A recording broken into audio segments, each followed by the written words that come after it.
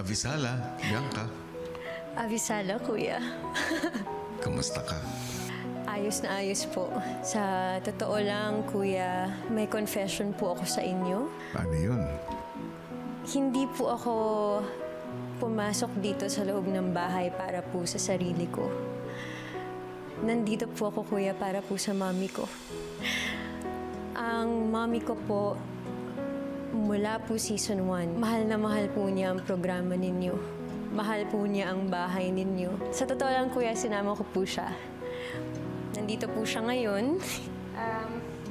Ito po ang mami ko. May po ang pangalan niya. I lost my mom when I was 5 to breast cancer.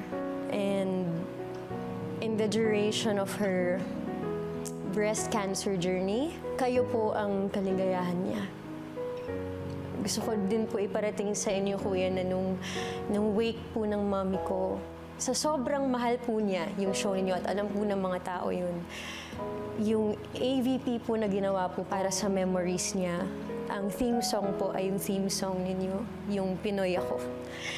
Kaya po excited ako kasi itong experience po na ito ay para sa kanya. Sobrang maraming salamat po. Ako dapat ang magpasalamat. Unang-una, naibigay mo ang oras para bumisita. Maraming salamat dahil naging bahagi ako, ang bahay ko, kahit paano sa buhay ng nanay mo. Alam ko kung gaano ka-espesyal ang sandaling ito.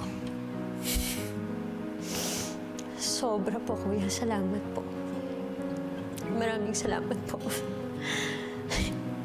Bianca, anong gusto mong itawag ko sa'yo? Kuya, alam ko po na napakarami na pong Bianca sa tahanan ninyo.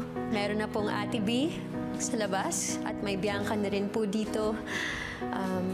B na lang po ang itawag niyo sa akin, kuya. Okay, B.